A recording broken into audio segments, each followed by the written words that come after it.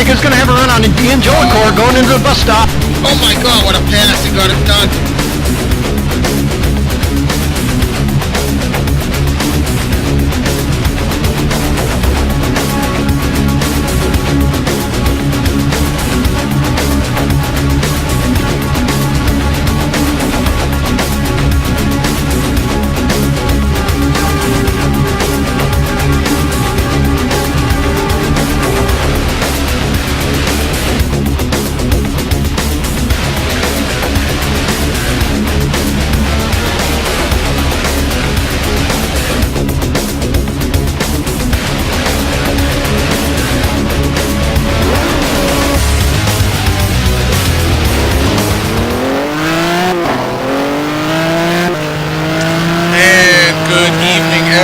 Ken Rodriguez with you Thursday night at NAGP GT1 Racing, coming to you live from the Nurburgring in Germany. But before we go any further, allow me to introduce my co-host, Mr. Jack Ivy. Good evening, Jack. What do you say? Hey, welcome back, Ken. It's good for both of us to be back. Sorry about last week, folks, but looks like we're getting into the end of an era and very interesting season finales. Yeah, that indeed. For those of you that are not in the know and have not been reading the forums, this is indeed the last season of GT1 Racing here at NAGP using the GTR2 platform. I believe that I saw some information that we're going to be moving over to Assetto Corsa in the near future. Now, one thing that you need to know is that Assetto Corsa currently does not have GT1 cars. They're big on GT3 and GT2, so we're going to have to see how that shapes up. Well, AC does have some open wheel cars, and I've done a little testing with those, and they're a lot of fun, Ken. That they are. And we'll get back to Assetto Corsa, but we are here at the Nurburgring in Germany, and we are looking at Mr. John Wathen, our first driver out here, Super Pole qualifying at the Nurburgring, and he is making his way around the track on his outlap and seems to be kind of sliding all over the place. I'm hoping he gets it together before he takes the checkered flag for the hot lap. Yeah, and his partner Ian's away tonight, so it looks like Louis Mascarelli is in Ian's car tonight. So let's hope that John and Louis can get it together here and put in a decent showing for this qualifying race, which will be 16 laps. 16 laps indeed, and boy, is it going to be a mad dash for the cash, right? So the way Super Pole qualifying works out here at NAGP, we know that the two top slots, the two top finishers, secure and lock in their positions for the feature race next week. It's a 3-hour feature race. God help us all. But from positions 3 on back, it's a shootout race right after this one for 30 minutes. Yeah, the two top qualifiers here in this Super Pole single lap format can literally take it easy during this race, get themselves sorted out, find out what the competition is going to be racing like for next week. But pressure is on. Everybody's watching as you do your hot lap. Yes, indeed. And boy, oh boy, I can tell you that some of these Super Pole qualifiers can certainly get to your nerves. Oh, as John Wathen has to lock up the brakes going into that hairpin turn and loses tons of time there. Well, there's something to be said. You're out there doing your hot lap. Do not give up, because these guys are pushing it to the limit, taking the cars right to the edge, and whoa, he swoops it around. Keep your eye on Johnny. And he punched out. Something I'd never do, because you'd never know, somebody's going to crash out. You may be able to move up a couple of spots, but John has parked it.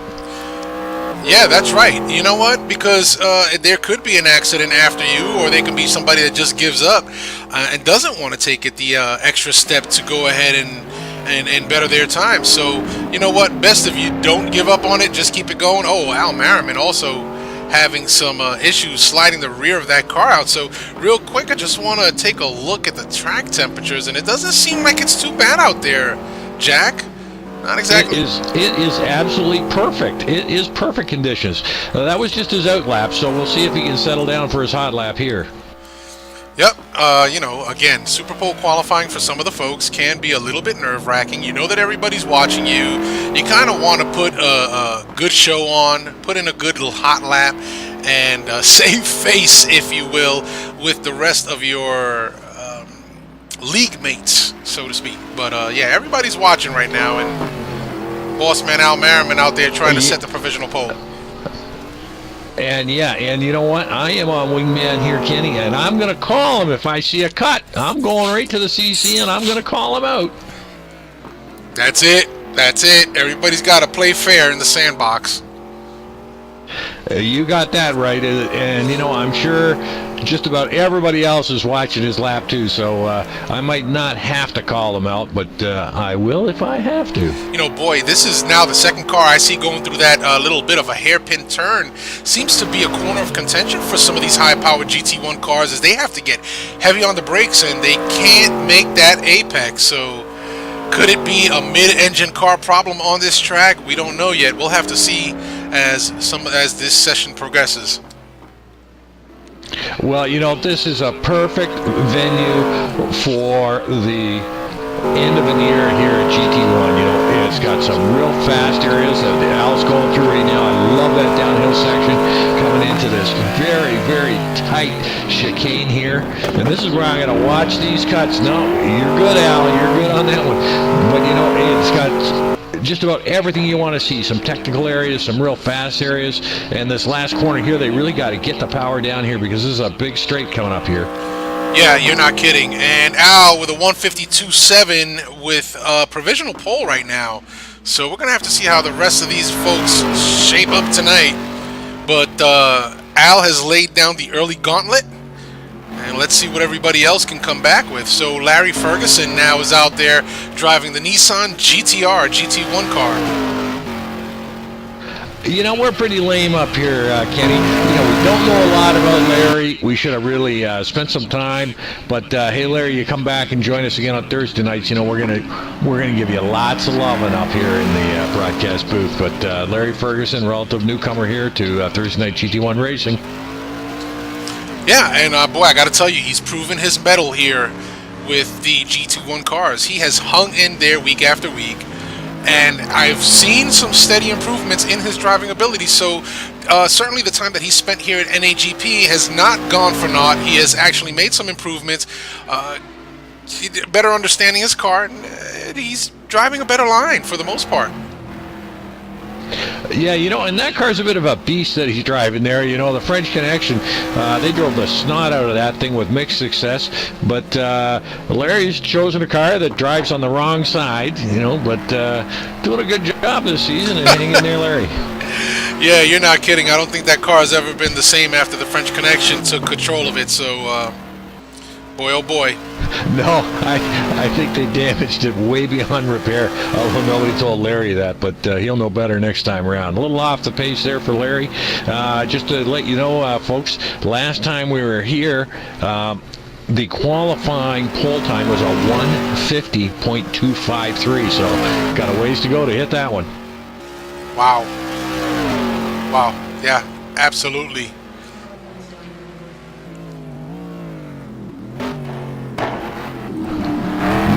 Technical to hear this area. You know, I just love this track. I was doing some laps earlier. It's, boy, real test in these GT1 cars. It is. That chicane is tight, too. So I'll tell you what, during the qualifying race, it's going to be very interesting to see how some of these drivers either give or not give each other some room. Ferguson with a 156.2. Now Aaron Parsons is out there driving that big old Ford GT. Yeah, it's going to be interesting. I mean, this guy, you know, the wonder from down under, he can drive anything, but, you know, going to be really interesting to see how these Ford GTs do around here. Well, they certainly have the grunt it takes to get out of those corners quickly, especially if they set that gearing up really well. The balance of the car is also favorable to some of these tight and technical tracks because they're able to transition perhaps a little more smoothly than some of the lighter cars. But we'll have to see. And then again, you know, like you said, he can drive anything around any track. Yeah, the first couple of corners didn't look too great, but boy, he sure is nailing the apexes on this section so far. Well, he's coming up on the first sector split.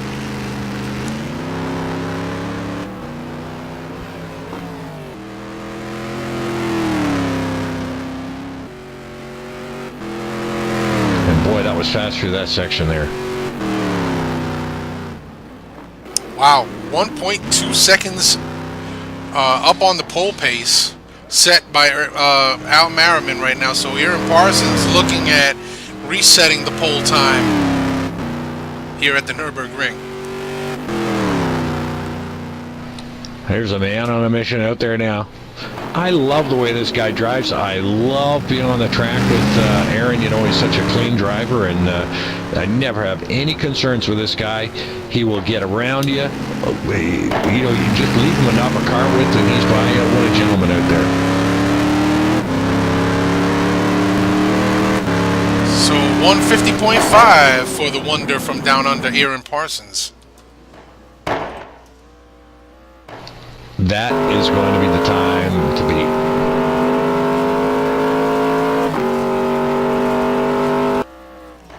Indeed. On board with Johnny McIntyre, driving the Pirelli shod Saleen SR7.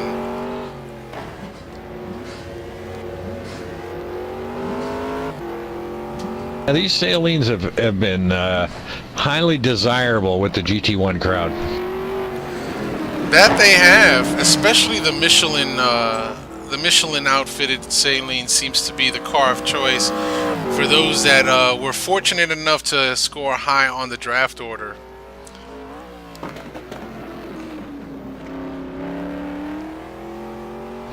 Boy, Johnny looks like he's having a good ride out there for his pressure-cooked Super Pole lap. Coming up on the Sector 2 split, and again, you know, this is the area of contention for a lot of these cars, but Johnny McIntyre keeps it tight.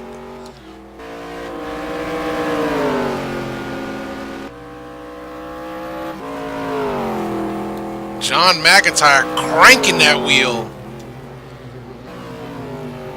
Little off the pace, but still setting a good pace and looking really clean out there. Way to go, John. I love this sector here. This is so fast and so pretty. Pretty indeed. Now, I take it those barriers are solid. I've never run into them. Whoa, close on that one. Yeah, a little bit of a slide there by John McIntyre, but here he comes around the final corner, and exit speed here is all important. You want to make use of all the track available to you. And you know, that was a good clean lap by Johnny Mac. That it was. Puts him up in provisionally up in second place right now.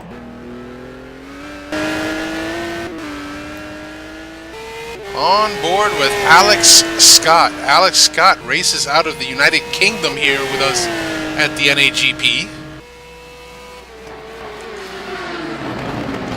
And he now starts his hot lap going through turn 1.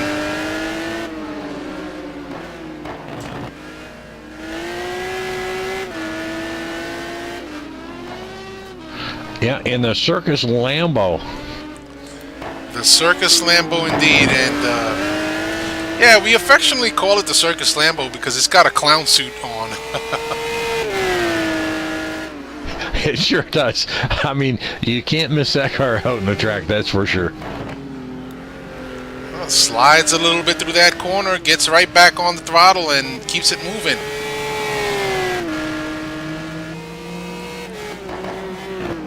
Alex Scott coming up on the second sector split right now. Very tight through that corner. That's got to be an advantage. I don't care who you are. That's got to be some advantage. If he could just keep the pedal down through this section, I think he's got a good run. Wow, indeed. Yep, and he is only 0.2 off the pole.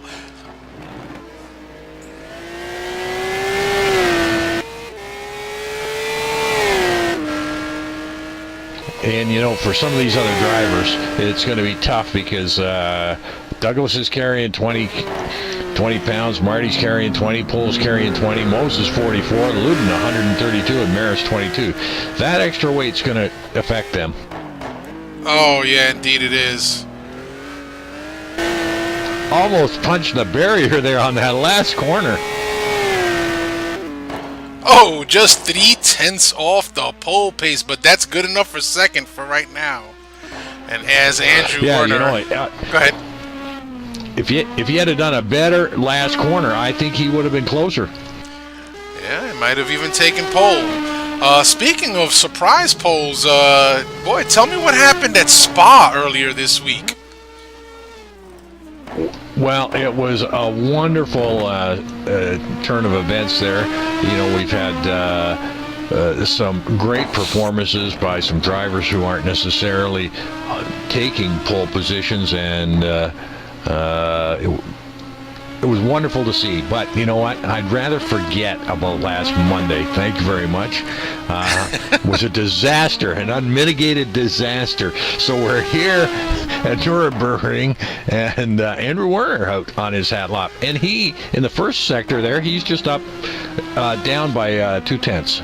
2/10 indeed. But, well, real quick, before we get off of Spa, did I see right? John Houston with the pole? Yeah, and it was wonderful to see that, and had a great race as well. And looking, I hope John has a great final race and can get himself up onto the podium for the final race there. Indeed. Huge improvements from John Houston. Way to go. 4/10, almost about a half a second off the pole pace right now for Andrew Werner. Looking good for about third right now.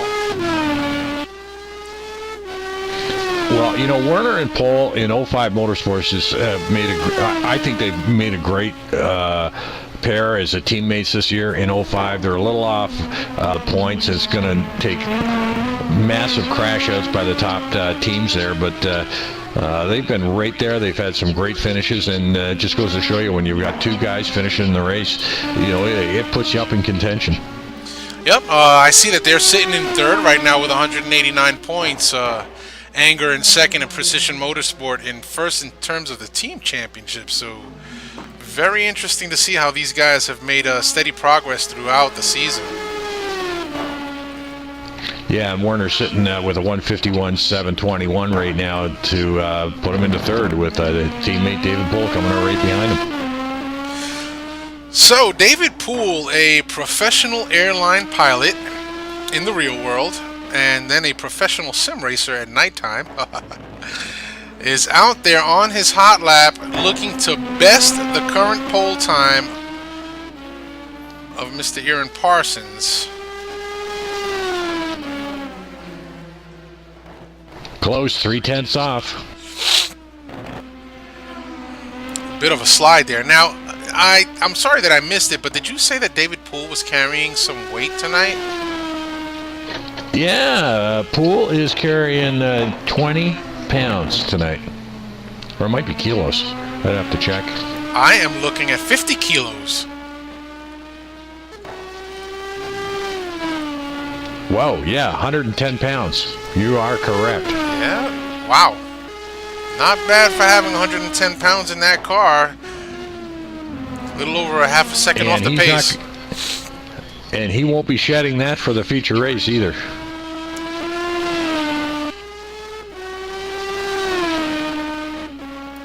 Nope, that he won't. In a 3-hour race, that's going to make a huge difference.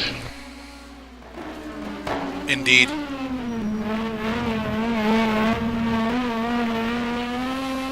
Whoa, gets squirrely coming off of the chicane. Last corner. It's a bit off the pace.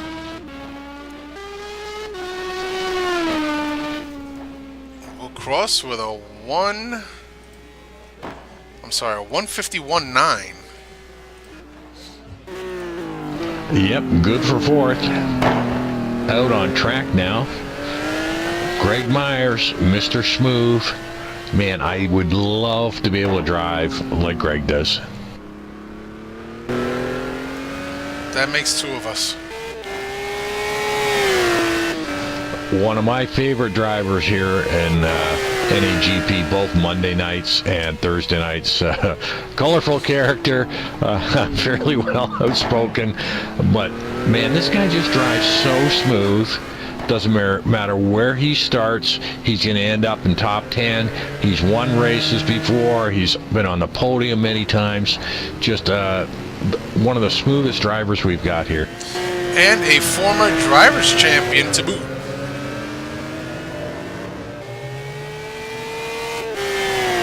So certainly a lot of experience coming from Greg Myers as he makes his way around the track. Just a little over 0.6 of a second off of the pace. Whoa, no, oh boy, that, I don't know if that was on your end as well, but it looked like he might have froze up a little bit. I did catch that. Oh, as he takes it off the track, this is going to totally hurt his times. I thought it might have been on my end, but I'm looking at my bytes and I have dropped 0, so it may have been on his. Absolutely, and that must have thrown him off of that corner because that's very uncharacteristic of Greg. So that's a heartbreaker, and you know, it's only been the last couple of seasons for any of you guys watching that Greg's even bothered with qualifying. He always thought, as Greg would say, it was gay, but he has started qualifying and doing a very good job at it too. So not to worry, Greg. You know, it might start you a little farther back, but you'll be right up there. Yeah, certainly one of our more talented type drivers in race conditions because he's admitted on several occasions he's not a great qualifier. Even though he has taken to qualifying, he doesn't qualify great, but you know what? He lays it down when it counts, and that's in the race. And Greg Myers will finish with a 155.7.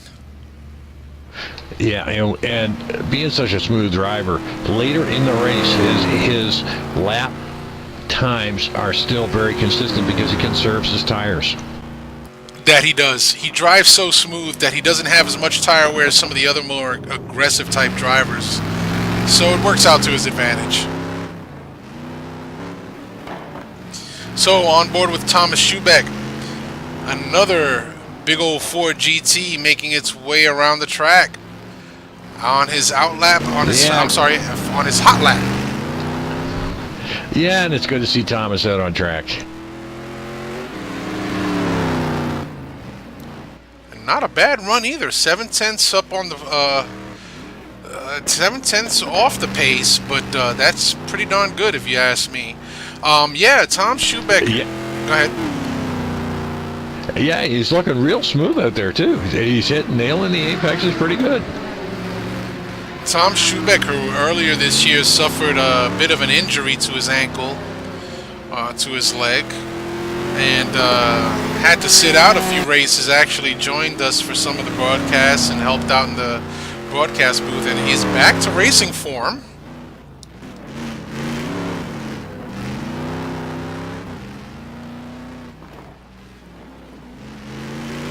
Yeah, one of the more colorful commentators we've had up here in the broadcast booth, Ken. Oh yeah, yep. We need a bleep button, but no, he has made vast improvements. Yes, even when he tries, sometimes Thomas gets a little excited. I wonder if his brain hurts at the end of a broadcast. Big bubble. Comes through with a 153.9, so that provisionally puts him up in 7th.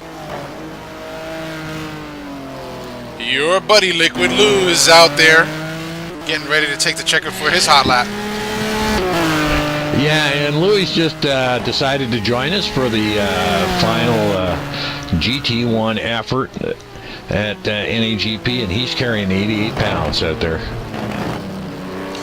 Yep, he is the unfortunate recipient of the 40 kilos of penalty ballast for not having run this GT1 season. So as he is coming in as a substitute, he does have to carry around the 40 kilos of ballast weight.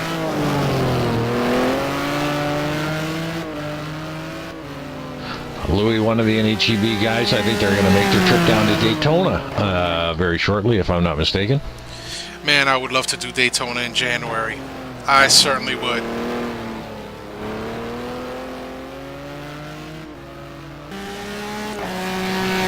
Well, it would be much better than the snow I had to contend with today. We had a little bit of the white powder here yesterday. Didn't accumulate to anything, but a dusting on the vehicles. Well, it was a little more than a dusting up here. It was more like a plowing through the snow in the vehicles today. Ouch. Oh, so Liquid Lou well off the pace. 4.7 seconds off the pace right now. So Lou Masciarelli not having the best run tonight, but he's keeping at it nonetheless. And, well, you know, just coming in as a fill-in role, you know, if he's going around at like 154s, you know, that's not too bad a race pace. So more like race practice than Super Bowl hot lap for Lou. Final corner.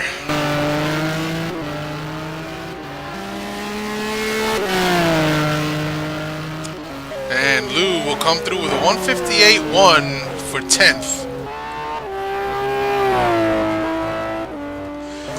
So we pick up Mike Graytrix just past the start-finish line and flying down into turn 1, driving the Lamborghini Diablo.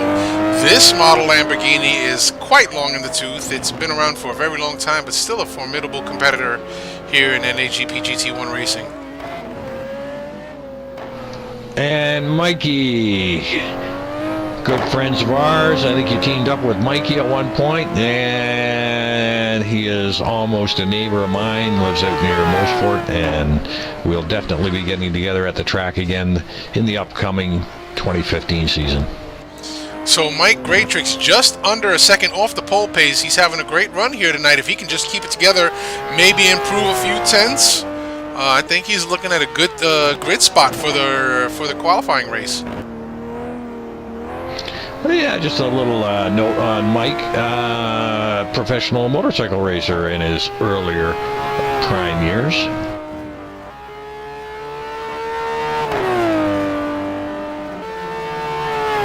And still quite adept at pulling wheelies on the track at Mosport. Yep. So it looks like Mike lost an entire second through the Sector 2 section. And, you know, you have some areas where you have to try and make up as much time as you can, especially through those long sweeping turns. Has an opportunity to maybe make up some time here if he can get through this chicane real quick. Get back on the throttle. Locks up the wheels just slightly.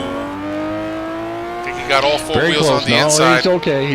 Yeah, he's okay. He's okay. I'm watching every one of these guys.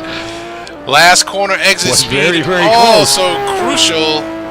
Comes through with a 154 flat to take 8th spot.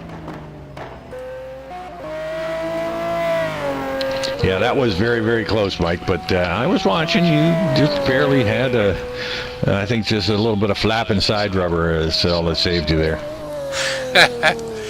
So Bjorn Hemmen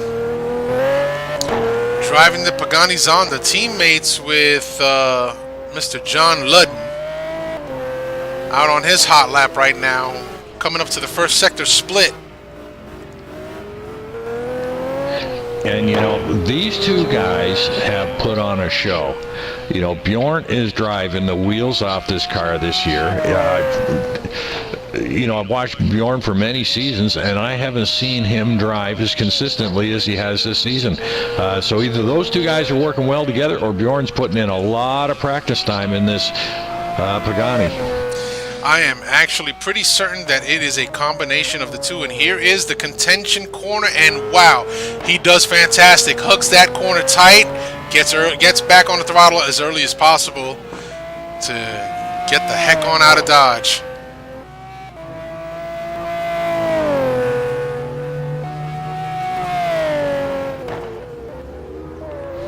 Well, I'm surprised that he's 2 seconds off the pace because it sure looks like a good clean lap to me.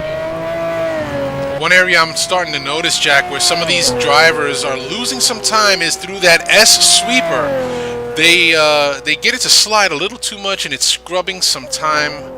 It's scrubbing speed, which in turn translates into scrubbing time off of their lap time. So finding that right entry point and exit point for that S turn sweeper is very crucial, it seems here. Very astute and well put, Ken. But Bjorn with a 153.5, good enough for 7th.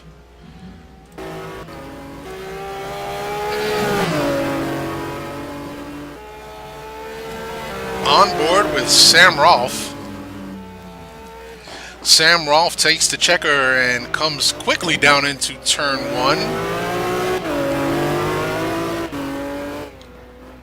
Yeah, nice and clean and tight through turn 1 there, Sam.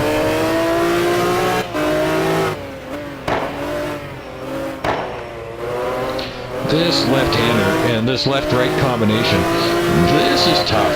This is a tough combination there. It doesn't look it, but it is to keep the power on.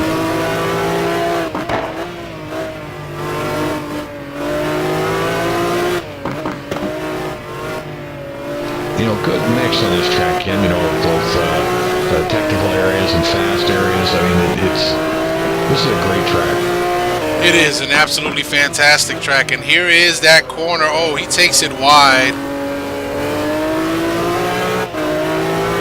That is the horseshoe turn of this track. And here is where I say that some of the guys are scrubbing some speed through that S turn, but it looks like Sam got it fairly well. Yeah, you know, Sam was hooked up with John Sportelli for a couple of seasons there. And I miss Sportelli. What the heck? Sportelli, if you're listening, come on back. We're going to do a new sim. Come on back and get racing with us again. Boy, you were always exciting to watch and commentate. Yeah, I certainly miss Sportelli as well. Sam Rolfe through the final corner.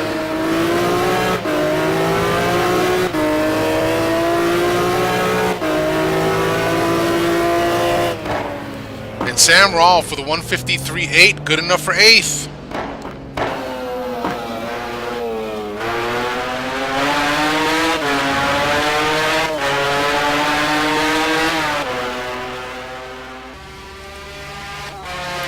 On board with Juan Monroy driving the the Ferrari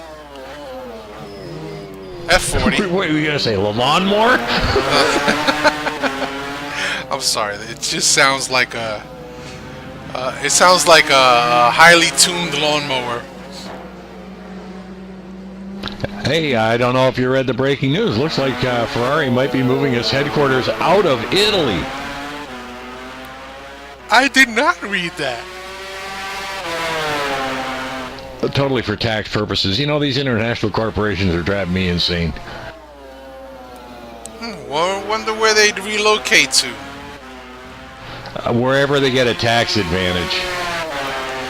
New York State is offering some really great tax advantages for businesses. Yeah, but your labor's too expensive. That it is. You know, we have to go to Alabama or Mississippi or something to get cheaper labor. Hey, you said that, I didn't. Hey, that's where all the car plants are. Oh, Juan taking her wide. Hang on. Wow, that's going to hurt his time. He was doing fairly well. And this is another car that's long in the tooth. Yeah, quite. But yet has remained competitive. Well, you know, Juan is a great competitor here at NAGP, and a great guy to have out on track and great guy to race with. So thanks for all your support, Juan.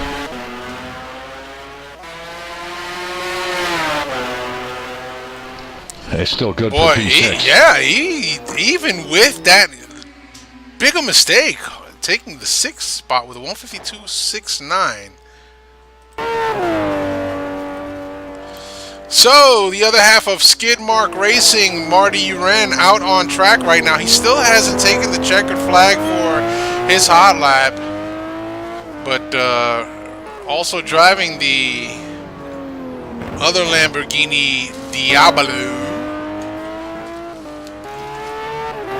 If I'm not mistaken, I'm pretty sure, and I might be wrong, but I think Marty was on the pole the last time they raced here. Not on the pole, I mean on the podium, sorry. I think he was on the podium. Might have been second or third. I might be wrong, but I'm pretty sure that's what I read.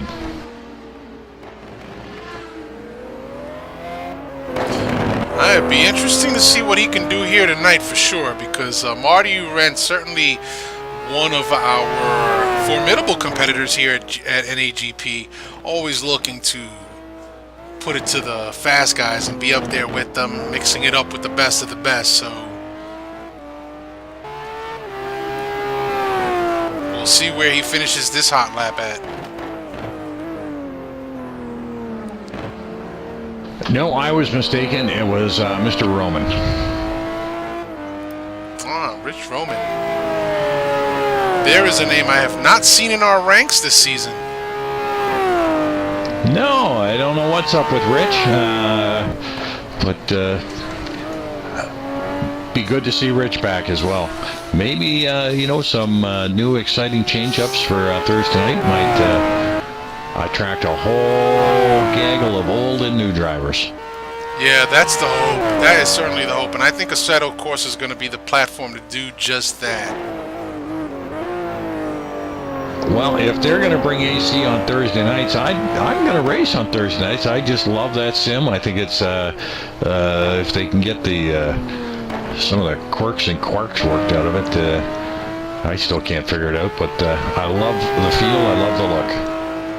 So, P3. Marty Uran with a P3 run here, 151.306. Good on you, Marty. As we jump on board with Mr. John Ludden now taking the checker flag, screaming that Pagani's on the down to turn one.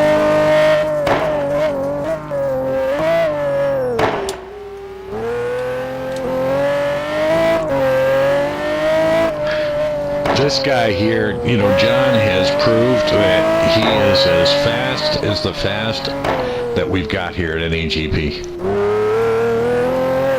Indeed, a former Gamers Crib participant came over to NAGP, found himself a nice little home, and has certainly upped the level of competition that some of the folks previously were accustomed to here at NAGP. Yeah, you know, he's good and fast. He's very gracious and humble. I love watching this guy, and he's been a great addition here. We need more drivers like John. Absolutely. So he's coming up on that second sector split here after the sweeping S's.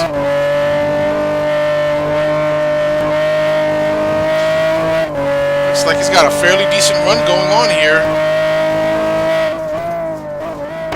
1.1 seconds. I would have thought he was a lot closer than that, but what the heck do I know anyway? Well, he is carrying 60 kilos with him, so certainly a differentiator there. Yeah, absolutely. And, you know, that's a heck of a pile of weight to carry around for 3 hours in the finale. What the heck are we going to talk about for 3 hours, Kenny? I've no idea, Jack, but as in times past, I'm sure we'll manage. There'll be times of sleepiness and jibber jabber where we sound absolutely incoherent. John in P4. 151.602 jumping on board with Mr. Brad Maris. One half of the Monday night broadcast team with Al Merriman. Brad Maris, also our resident driving instructor, one who's got he's a wealth of knowledge in terms of driving technique, car setup, learning what the car is doing under you. any of you folks are struggling with an area of your driving ability, give Brad a shout. I'm sure he'll be happy to help. Yeah, you know, this guy is such a quick study. You know, if he watches you for a couple of laps, he can give you at least 2 or 3 tips that'll make you faster. You know, he doesn't need to watch you for, you know, 20 or 30 laps. Oh, a big slide there by Brad. That's going to cost him some speed, some time. But, you know, in a couple of laps, he can, you know, get you all figured out and straightened out, give you a couple of tips, make you a little quicker. Grab a little gravel there, Brad. To his advantage, 7/10 off the pace.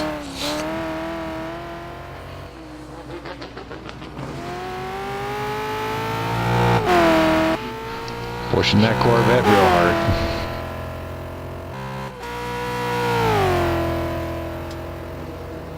Trying to get a good starting grid spot here for the qualifying race. It's a 30-minute mad dash for the cash for next week's feature race. And, you know, from positions 3 on, the qualifying race is what determines your starting position.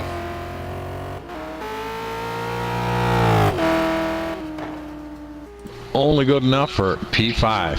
P5 for Brad Maris. And our last entry of the evening, Chris Moses, the pit wizard, driving the Saleen SR7. Yeah, boy, this, you know, we got to put a big thank you out there for Chris for all the time and effort that he has put in with Al in making this NAGP what it is today. You know, I have no idea how a guy can drive that well and put in the time to be, you know, the track steward, the race steward, setting the grids, getting everything set up for us, and then turn around and be like one of the top drivers in the league. It's just amazing. I love all the stuff Chris does for us. It is. Also shows his dedication and also his passion for the hobby. Not only is this you know, an outlet for some of us folks, but this is also a hobby for a lot of us. And all that Chris has done here at NAGP surely, truly shows his dedication and passion to the hobby and to the community. Boy, Chris is flat out, not even a lift out through that that left-right combination there. So he is pushing hard. That he is. 6/10 off the pace right now. Wow, fast or quick on the throttle to get out of that corner in a hurry. Nice. Yep, he's going to need a brilliant last sector to make it up there for P2. Well, a little sloppy going through that one, but had to keep it honest there and keep all the wheels on the track. He's got a good run coming out. Yeah. No. So Parsons and Scott nailing down their positions. The only 2 to make it into the 150s for next week's qualifying race. That is amazing. Alex Scott with a 158 and Aaron Parsons with a 155. So, wow. That's really good. Yeah, and you know what? When I take a look, last time they were here, David Pohl is 1 3/4 seconds off his pole time for the last time they raced here.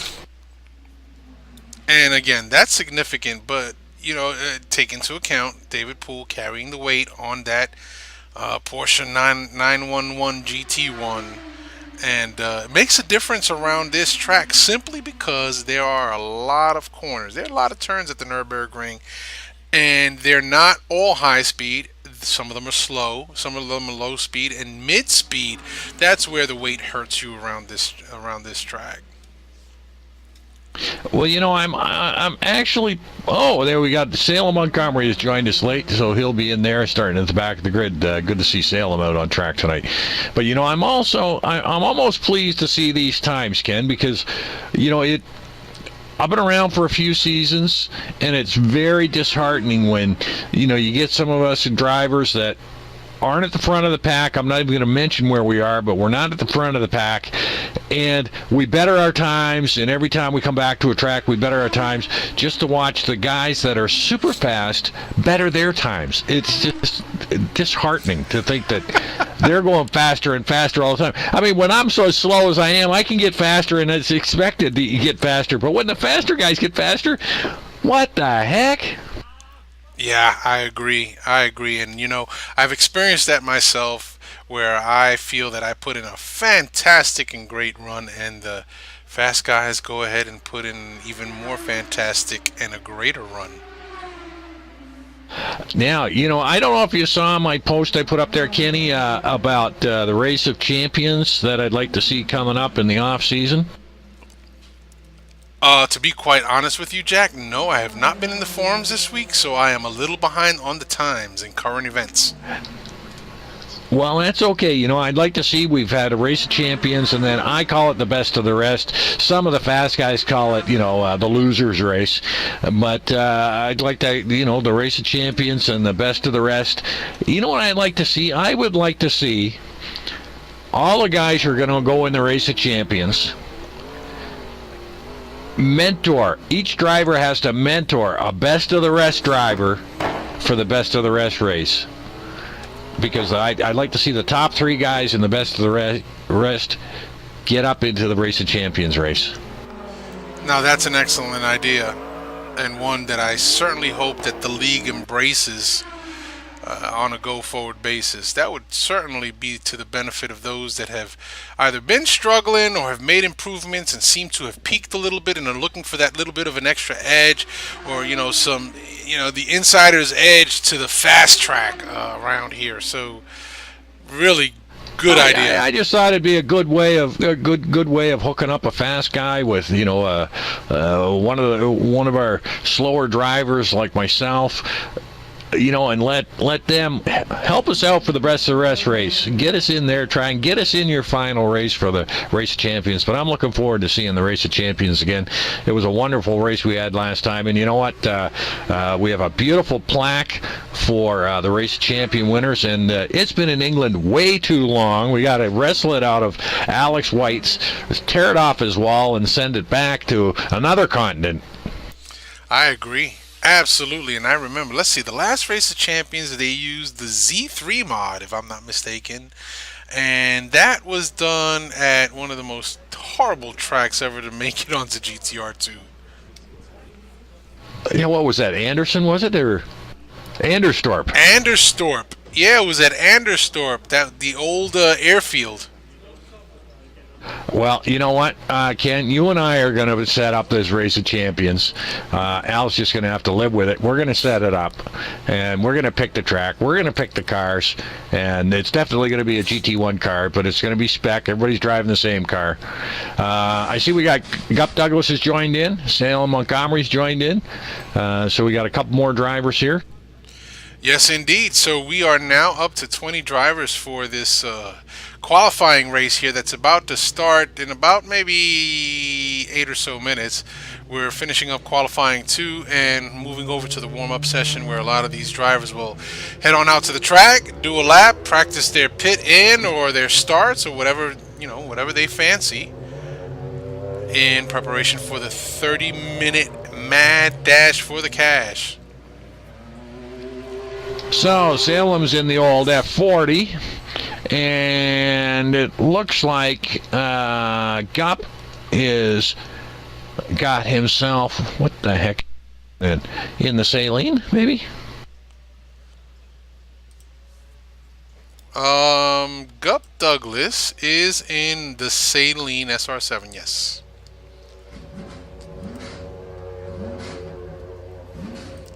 So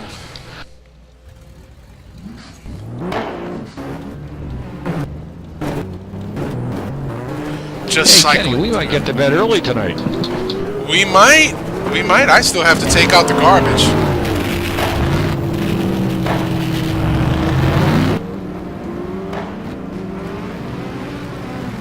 Yeah, my 40-minute drive was 2.5 hours this morning. All that snow, eh? It's just brutal. I can imagine.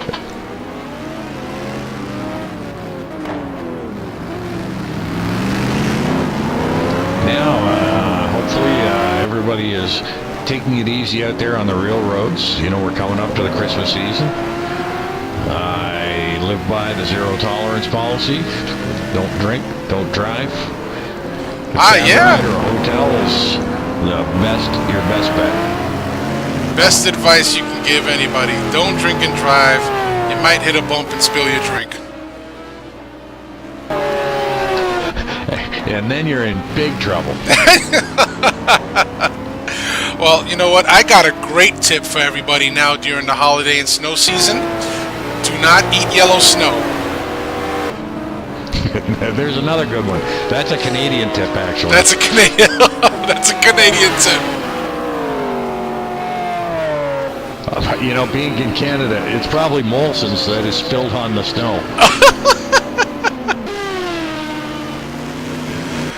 So everybody out there are gonna try and practice those pit ins. It looks like, boy, I'll tell you, this little warm-up session kind of looks like the 30-minute dash for the cash race we're about to witness. It does. It does. I thought we were thinking the same thing. They're just going hell-bent for leather out there. Yeah.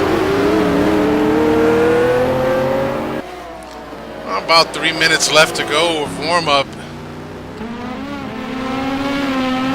As Mike Graytrix makes a hard right turn into the pits, trying to slow it down, hits something invisible out there, actually. Yeah, I saw that. I was following Parsons around and saw the back of Mike and wondering what the heck he did hit. Either that or he's got one hell of a set of brake rotors on that thing.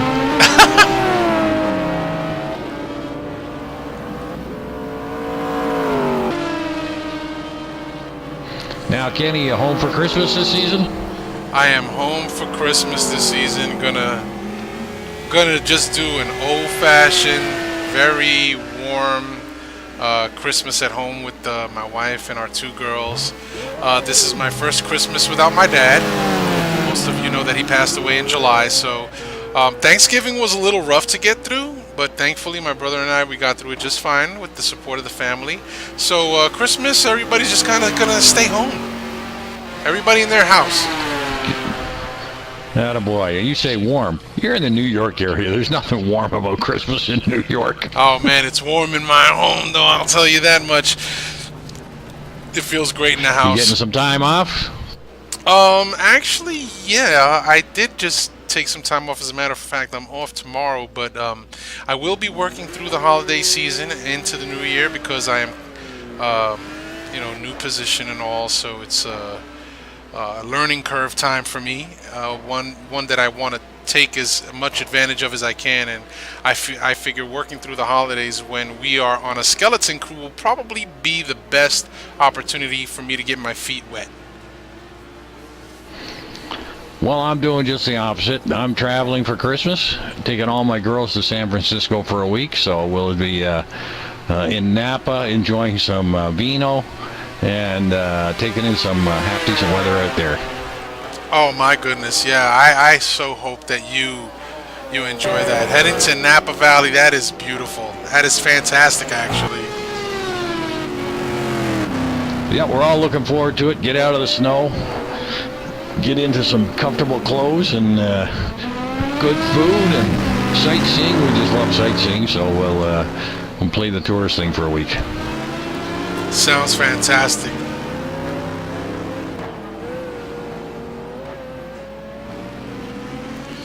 So we're just about ready to wrap up warm-up session before we head on over into the race. 30 minutes. We're going to have Aaron Parsons starting on pole, and Alex Scott will start second.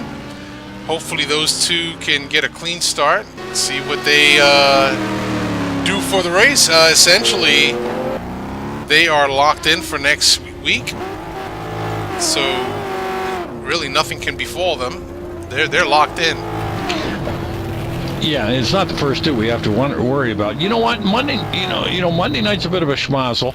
It always has been. At the first lap schmozzles on Monday. But I noticed last week there was no penalties on the first lap. We had some incidents, a few incidents that some guys picked up some weight for. But first lap on Thursday night seems to be, real gentlemanly and real well ordered. So I'm looking for more of the same. We've seen it time after time on Thursday night. These guys know how to start a race and know how to get through lap one. But, maybe the extra half hour has something to do with it. But, all bets are off in the half-hour race. These we're going to get a couple of DNFs, and there's going to be some paint swapping tonight. That indeed. And given the venue for this event here tonight, I think it's going to be an exciting 30-minute race. Certainly, no doubt we're going to see some electrifying racing here tonight. Yeah, that first corner, turn one, we're going to probably see some guys trying to outbrake guys on that area there, and we're getting ready to go to race. 80-degree track tip, 64 ambient. Perfect conditions. I wonder if anybody's going to try the softies out there. So what did we say? 16 laps. Only 16 laps. I have no idea. Temperatures are for it, but we're going to run them down for you. Starting on pole, Aaron Parsons, Alex Scott with a great run. Starting in number 2, Marty Wren in 3rd, John Ludd in 4th. Brad Maris will start in 5th. Andrew Werner in 6th, Chris Moses in 7th, David Pohl in 8th, John McIntyre in 9th, and Juan Monroy in 10th. Our boss, Al Merriman, will start 11th, Bjorn Heyman in 12th, Sam Rolfe 13, Thomas Schubeck with a good start in 14, and Mike Greatrix in 15th. Greg Myers in 16, Larry Ferguson in 17, Lou Masciarelli in 18th, Salem Montgomery in 19th, John Wathen in 20, and rounding out the field, Gupper Douglas. Gupper Douglas indeed, and we are about just under a minute before the start of this race. We are out on track looking back from Aaron Parsons to the rest of the grid as they start lining up. You got the folks over there on the left behind the pit walls cheering on their favorite drivers. I don't know, what do you think, Jack? Think Aaron can go from start to finish? Yeah, if he gets away, this guy's always dangerous when he's out in front. And, Alex Scott, we know he's going to race him clean. Ludden's carrying some baggage. Brad Maris is going to try to make a move there. Brad's missing his teammate, so, he's that means Prado's going to start from the back of the field next time around, so who knows? 5 seconds till the lights come on, and here we go. The lights are coming on, and once they go out, these guys will be on for 30 minutes. And they're off. Oh, Alex Scott getting a little squirrely, but Aaron Parsons getting the whole shot.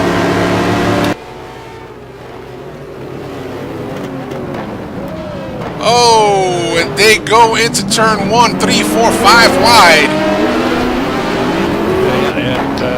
One car, 2 cars off into the race.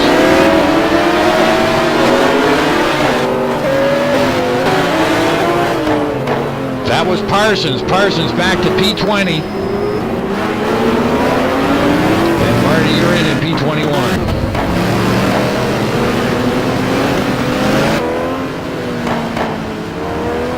Oh, well, that just sucks for Marty Wren because his position is not guaranteed for the feature race next year, and he's going to want to try and make up as many spots as he possibly can. So lead goes out to Chris Moses right now, being followed very closely by Alex Scott. Well, one of the big winners here, Larry Ferguson, up to P11.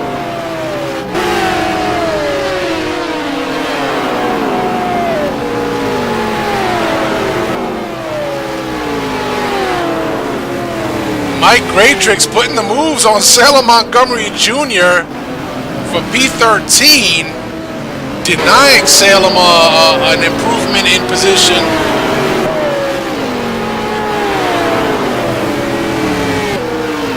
Salem all over the tail of Mike Gratrix right now as they head into the chicane. Looks like Salem's going to have the advantage.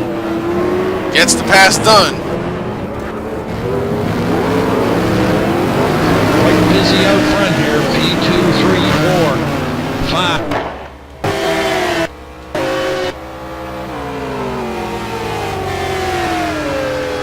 5. So Brad Maris gets by Alex Scott for P2. And it looks like John Ludden is looking to get by as well.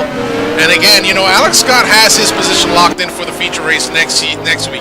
He is starting in P2, so no matter where he finishes tonight, doesn't make a difference. But in terms of points that will be awarded for the qualifying race, it does. In terms of team championship. But John Ludden looking to better his position up to P3.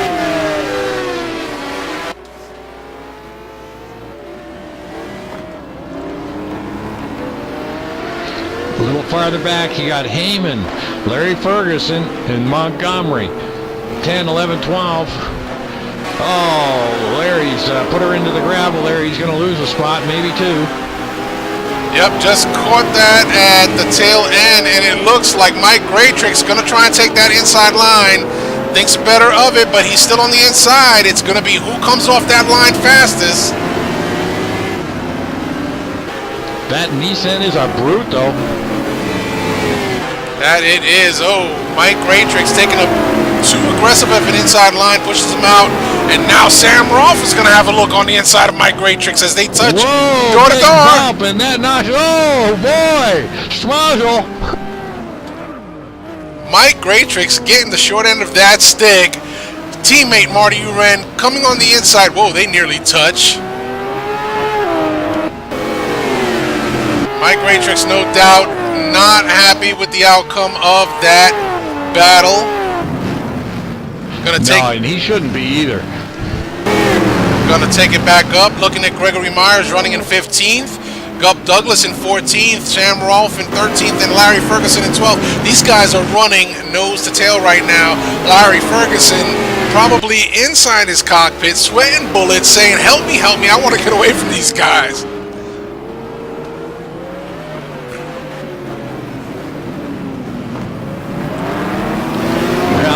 Larry's having fun. Just drive your line, Larry. You're gonna make it hard for Sam. Sam Rolfe right there, like a predator cat waiting to pounce on any room that Larry Ferguson might give him. But that Nissan, like you said, Jack, it's a brute coming out of the corners and just kind of like pulls away from everybody else. It just seems to have some real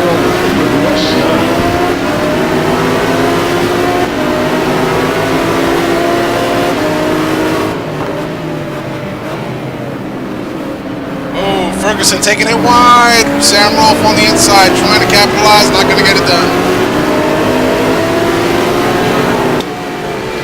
A little update. Brad Maris is closing up on Chris Moses for P1. Now, that'll just be for, start position 3 and 4 during the race, though. Oh, Ferguson goes off, drops a position to Sam Rolfe, and now has Gup Douglas all over his tail. Followed by Greg Myers. Oh, my goodness. This is very close battle going on midfield, folks.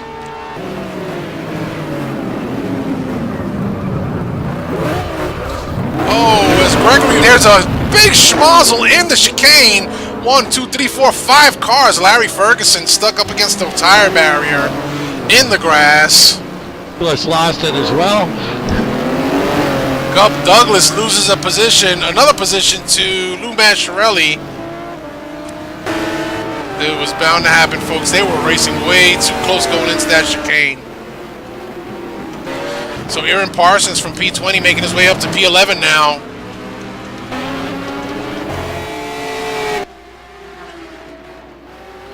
And up front, we're now on board with Chris Moses, Brad Maris, having a look at this battle going on for the lead. This will determine P3 and on back for next week's 3-hour feature race. right here at the Nurburgring. Oh, Brad, a little heavy on the brakes and nearly loses the rear end of the car.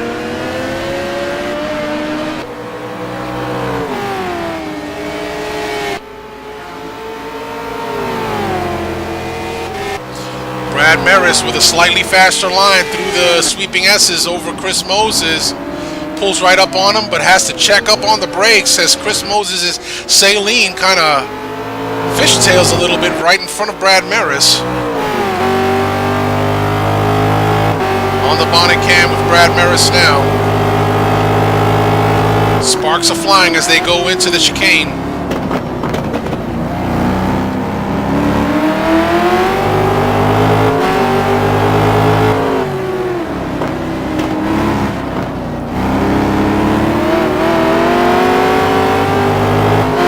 Scheduled for 16 laps here at the Nurburgring, folks. Brad Maris taking a look on the inside as he goes down the front straight. Will he have what it takes to make the pass?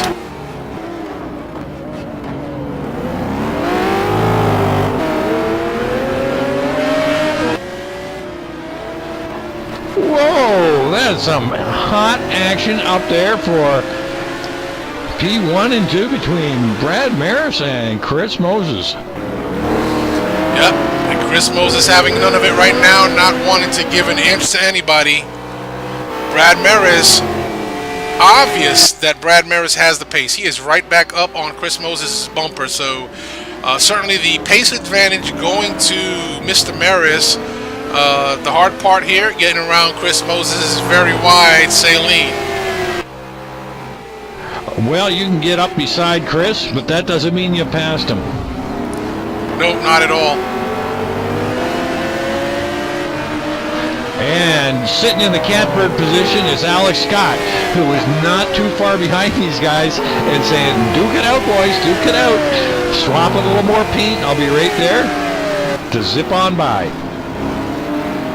No doubt that Chris Moses and Brad Maris right now are giving it their all. Looks like Brad Maris easing off just a little bit, giving an opportunity to Alex Scott to close that gap just slightly, but give him hell, Brad, give him hell. We want to see some racing. Well, you go right behind Alex Scott. You've got Ludden and then Werner and Monroy, Poole. What a freight train you got going there. P1 to 7. Yeah, no doubt. So we're going to go back a little further right now. John McIntyre in a heated battle with Salem Montgomery Jr. Salem with the advantage on the inside line coming out of the last corner, but will he get it done over the Saline? That's got a lot of grunt going down, but Salem gets it done and takes over P8 from John McIntyre.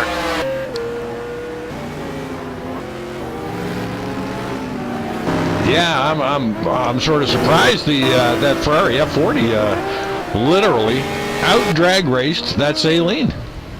Oh, and the troubles for Mike Graytrix as he spins it in the last corner and gets the nose of his car into the barrier continue here. Lou Masciarelli in P17 being hounded by Gup Douglas, who was just a few short laps ago in a better position than he is now. So they're battling it out for P17. Gup Douglas with the inside line going into turn 1 is going to get the pass done. Larry Ferguson dropping all the way back to P19. John Wathen in P20. Al Merriman takes a DNF for the feature race next week. Ouch. That is not going to be good. You know, he's going to have to work his way up from the back because that PMR needs all the team points that they can get. Yeah, you're not kidding. And I saw Al running up as high as 8th before we lost him, so not exactly sure what happened. Was there maybe a mid-pack melee? We don't know, folks, and we apologize for not having brought you that action. But there's just action all over this circuit right now. We're trying to keep up with everything that's going on.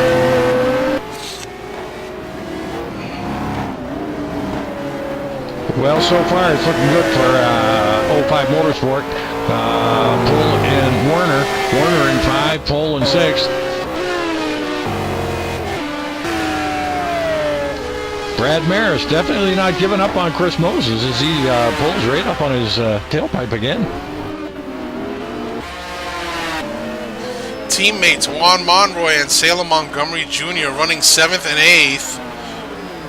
Salem having started from the back of the pack, not making the qualifying race, not making the Super Pole session, excuse me, has certainly been putting on a show of speed here tonight. Started at the back of the pack, currently running in P8, so he's made it into the top 10. And that's quite impressive.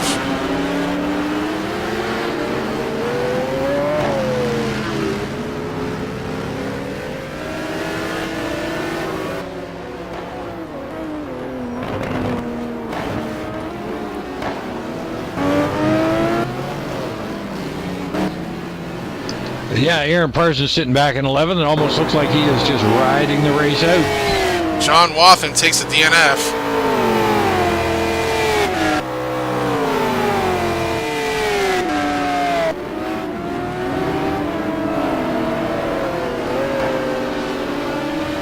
So we're back up with P2 Brad Maris, who has just a few short laps ago was hounding Chris Moses for that lead. Chris Moses holding his pace steady. We're going to go to the timing and scoring here.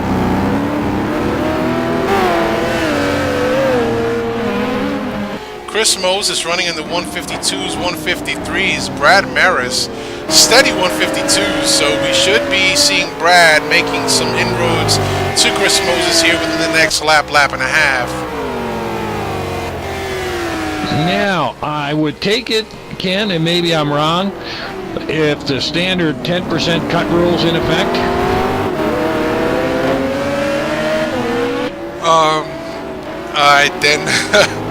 I think after one cut, no, after two cuts, no? 2 cuts, and you know what? If that is the case, some of these guys are going to get caught out here. There's no doubt in my mind about it at all.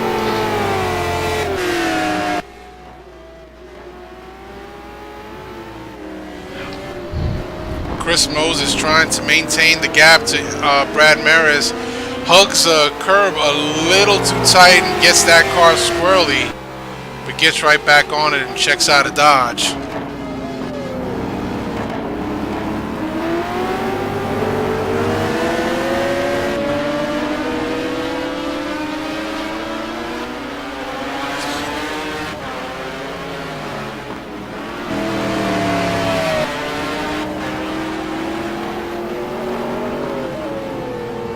Aaron Parsons, that was relegated back to P20, making his way up to P10. I just was watching that myself.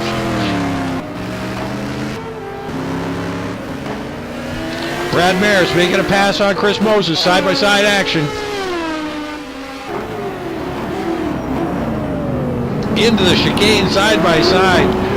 Chris was in the advantage. Alex Scott, yep, almost. He loses one position to John Ludden now. Werner with a run on him.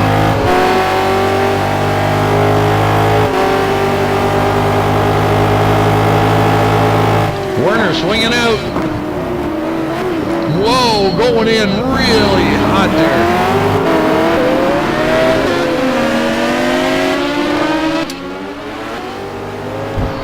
Great action here tonight, Ken. Yeah. Yep. Indeed.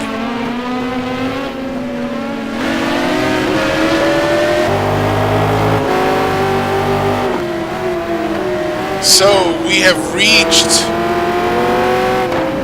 lap 8, and so we're at the halfway point. Looks like Brad Maris, knowing that we're at the halfway point, is starting to put the pressure on Chris Moses, knowing that if there is a chance that Chris Moses took soft tires, they might start to wear already, especially when you have somebody putting that much pressure on you like Brad Maris. Gonna have to see how this one plays out.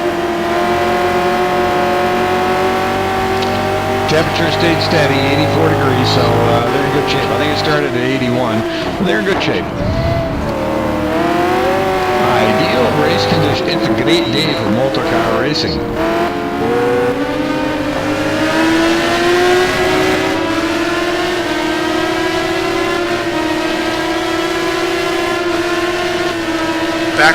P5, Andrew Werner looking ahead at all the action going on in front of him as they come into that dreaded chicane.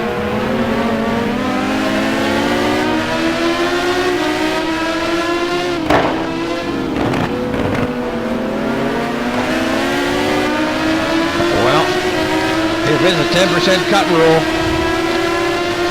Mr. Montgomery, you're losing spots.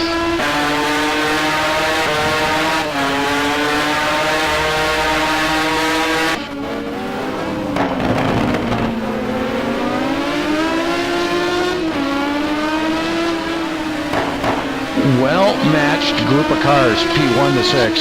Here, you know, it's going to be interesting to see if, you know, if Aaron gets a clean start in the feature race. You know, if he has got that much more pace on the rest of these guys, is from P1 to 6. These guys are in lockstep. Yeah, I'm actually chasing David Poole around, looking up ahead at all the action, and they certainly are well matched. Oh, Andrew Werner takes it off into the gravel. David Poole going to get a run on him. And we'll take that P5 away from Andrew Werner.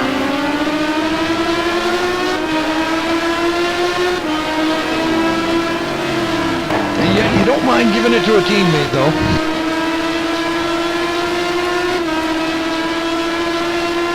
Andrew Werner has to stay on pace because right behind him and not too far back is that blazing red Ferrari F40 of Juan Monroy.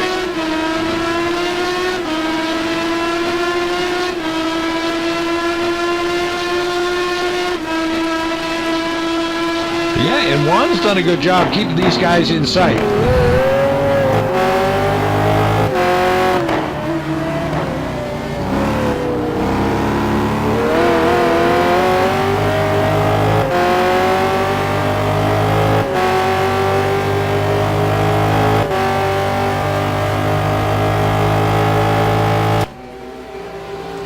Going to cycle through the field here a little bit. We've got about 4 laps left to go.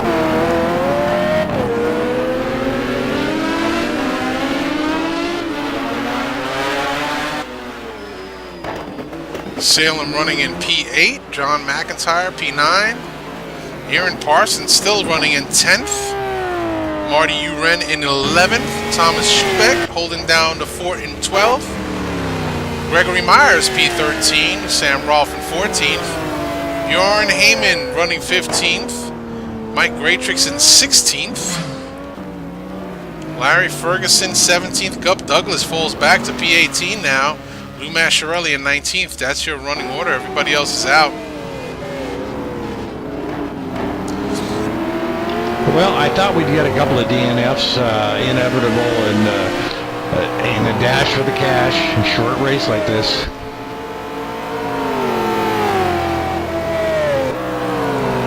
Yeah, these short races will always yield casualties, either through attrition or perhaps a bobble that they may have made and getting into the wall or into the sand trap. So it's just the nature of these short races.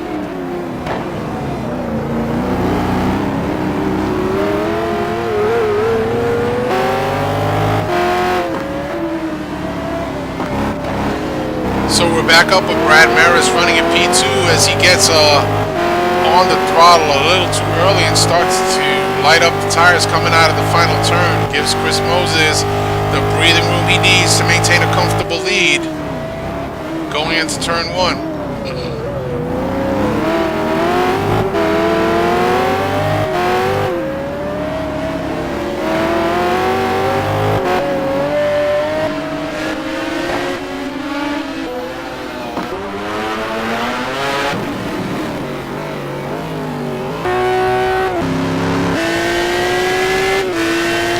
Still some close racing farther back. If you got Schubeck in 12th and Myers in 13th, Sam Rolfe in 14th. They got the breathing space, but they're all within sight of each other. Bjorn Heyman all over the back of Sam Rolfe now. So, I mean, there's still some good racing going on mid-pack here. Just caught up with Bjorn Heyman as he tries to close that gap to Sam Rolfe. Sam Rolfe not giving an inch and trying to drive a tight line around these corners, knowing that the advantage can go to that McLaren F1 over the Pagani Zonda. It's just slightly lighter and has a little bit more torque, so can pull out of the corners just a tad faster than the Pagani.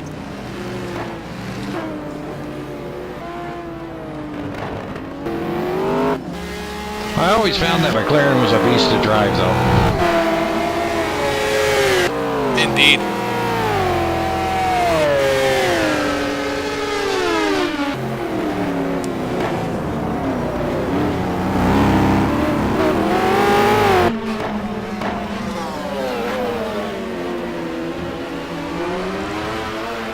So, looks like the race is between teammates right now. Andrew Werner in P6, David Poole in P5.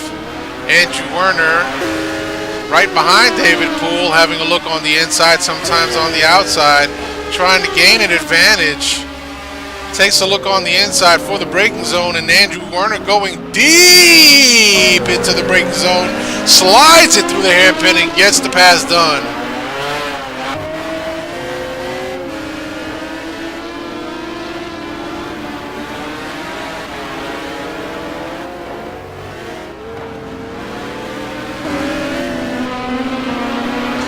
Back up the field, Brad Maris now maintaining a steady gap to Chris Moses. Chris Moses just out there driving consistent laps, trying to keep it clean, stay off the grass, stay off the gravel, with just a couple laps left to go. We're currently working on excuse me, lap number 12 out of a scheduled 16 laps.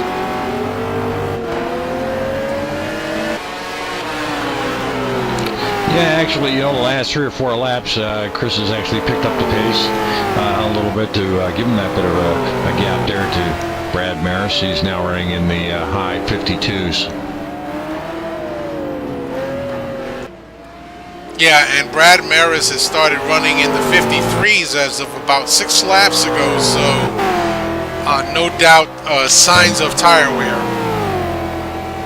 Yeah, and you know, Brad is consistent there in the 53s, the low 53s, but you know, Chris has just stepped it up just a little bit, but Brad's closing the gap again. Yeah, I noticed that. Just over half a second. Unbelievable. I noticed that, and can't help to wonder, is he playing around with Chris Moses? Well, he's got 3 laps to pull it off.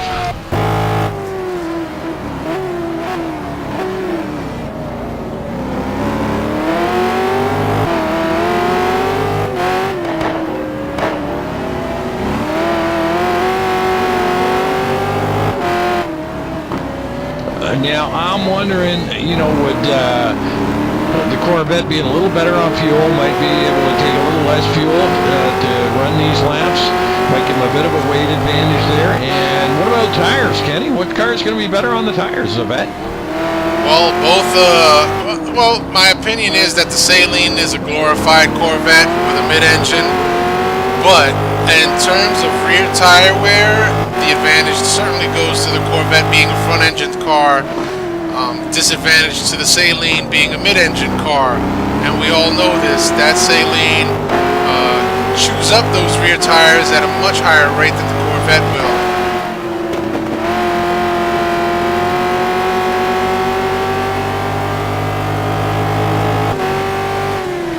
Well, they are sure in lockstep for the drop of the flag until now. Yes, indeed. You know, I gotta say though that the power advantage certainly going to the Saleen. It's got a lot of grunt coming out of the corners and plenty of legs down the straights.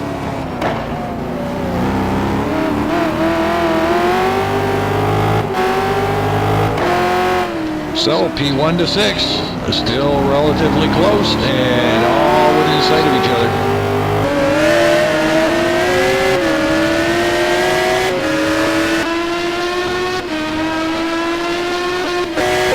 And Alex Scott and John Ludden very well paced together. because for that one little mistake that Alex Scott made that allowed John Ludden to get by, he hasn't been able to walk away from Alex at all. So a good race by Alex. Yeah, absolutely. Looks like Alex Scott has put in the practice, got a good setup for that Lamborghini, and is making good use of it here tonight.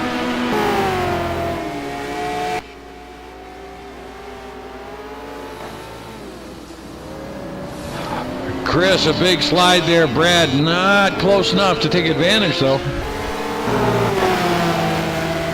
But a big slide from Chris. I mean, it looks like a big slide, but that's just like a normal corner for him.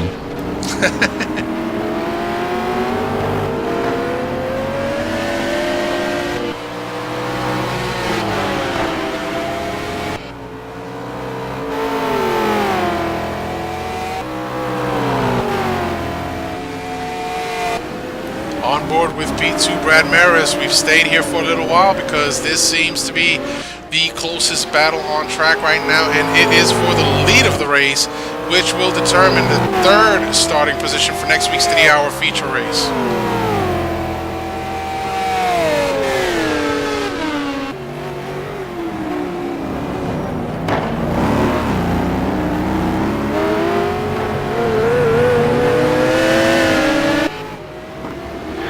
Yeah, Chris just doing enough. You know, Brad just can't get in close enough, especially on that last corner there. You know, if Brad can set it up and get in close enough, he might be able to get a pull down the straightaway, but just can't seem to get around that last corner there to get in close enough.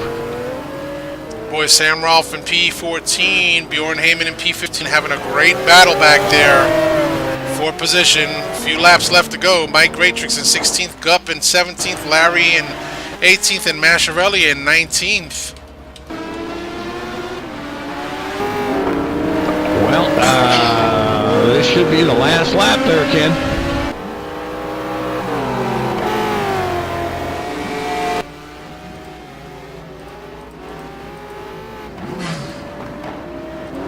Or maybe not.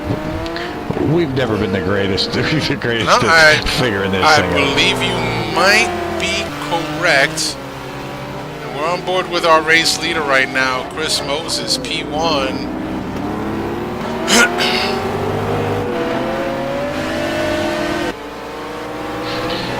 And this is coming right down to the final race. Whoa! Close by Chris. Very close. Because we've got PMR in the team championship, PMR with 215 points, and Anger Racing with 211. And there you go. Prado is not here tonight. Big Al is out. Not that this counts for any points, but you've got PMR and Chris in P1 and Brad Maris in Anger Racing in P2. So this is going to be a dynamic feature race next week. I couldn't agree with you more, Jack. They come off the start-finish line very close, and there goes the flicker of the lights to indicate the checkered flags is out.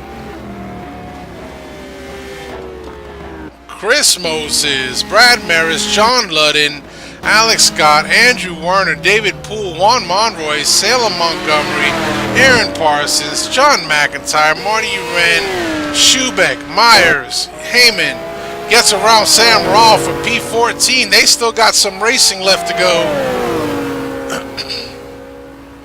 as they make their way into the chicane. Oh, Sam Rolfe gonna try a bit of a kamikaze. Does not get it done. Yeah, and you know what? He might not have to get it done. Bjorn looked like he took a cut on that last chicane there, and I swear, I think most of these guys are over that 10% cut rule. Boy, it's going to be interesting to see, no doubt. Gup Douglas, Mike Greatrix in a heated battle now. They're still out there racing, so there's still racing going on out here, folks. And both of those cars are beat to pieces. Mikey's front end is just smashed to pieces. He's driving the new Lamborghini. Mike Greatrix driving the new Lamborghini. Well, Gup will come across in 15th and Mike Ratrix in 16th. Larry Ferguson still out there in 8th and 17th. Coming around to take the checker flag. Big dents all over the side of Larry's car, but you know what, Larry? Good on you. I love watching you. We gave us some excitement this race. So, Chris Moses with the win, and Brad Maris finishing in 2nd. Anyway. Chris Moses, Ken and Jack in the broadcast booth. What a drive. Wow. My hands are numb. I'm squeezing the wheel too hard, Jack. White Knuckles Racing, eh, Chris? Oh, man, wow. That was a wild start, and some little bit of the old Saturday night, the fairground stuff with me and Brad. But I didn't want to give it up because it was a sprint race. I probably would have let him take the spot. But, wow, I wore the rear tires right off that thing, too. It was hand. I'll bet you did. Hey, I want to talk real quick about what happened, what gave you the lead, what was going on in front of you. We know that there was a bit of a melee that happened, so can you kind of walk us through what happened there? Kurt was a little spaced out, so I absolutely nailed it on the lights, and I hooked up real good and shot through the middle, and I was passing Marty on the right, and he kept moving over on me and started bumping me. And I even broke early, and he was just kind of bumping off of me. I don't know if he was bumping off the car to the left of him. And then he went into Ezza in front of me from there. So right there, boom, in the lead with Alex Scott right behind me. And I was trying to get my marbles. It gave me quite a bit of aero damage from that, which kind of made the car feel a little funny in a couple corners. But, man, whew, that was wild. That it was, absolutely. I got to say, that was a fantastic drive. You and Brad put on a superb show, as well as did everybody else that finished. No doubt, the racing was fantastic from front to back. Yeah, I can't believe I held on to a couple of those with Brad. I was making mistakes, and the car was absolute handful, and he was getting runs on me here and there. But the big advantage I think I had was the car was a little slower down the straight because of the aero damage from turn one, but coming up to the high speed, especially the high speed uphill chicane, I'm sure Brad was getting some aero wash behind me, so that was helping me hold him off. Well, it's very interesting, and it's going down to the final race for the team championship. So this is very exciting for our final season of GT1, Chris. Yeah, in the end here, gained 1 point in the team championship, so we have a 5-point cushion over Anger, and I think gained 2 on the drivers championship, so I think got a 12-point cushion going into the final run here. Going to be interesting to say the least. Next week's 3-hour feature race is a very long race.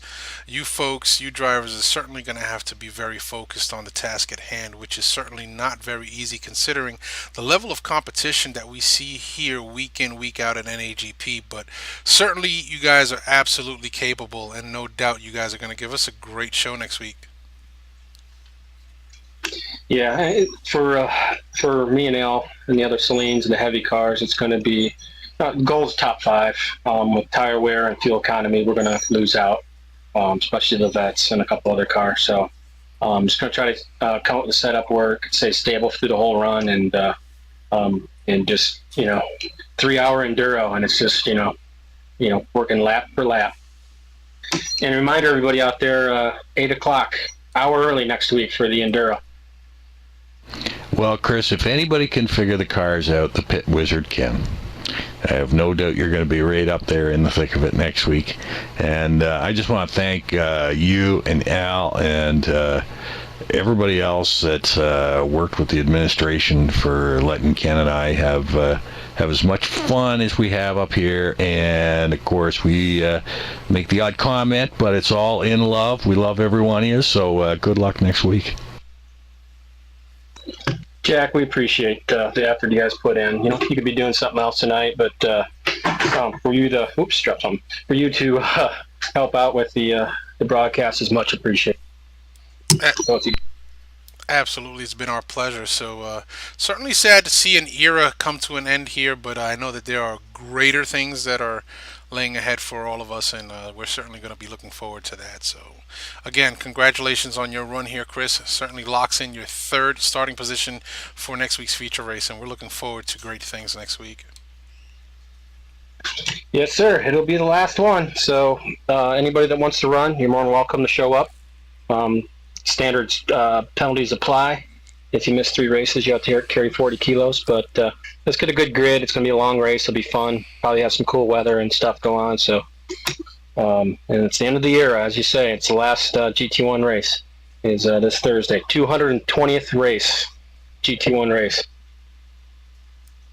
Yeah, absolutely. Thanks amazing. again.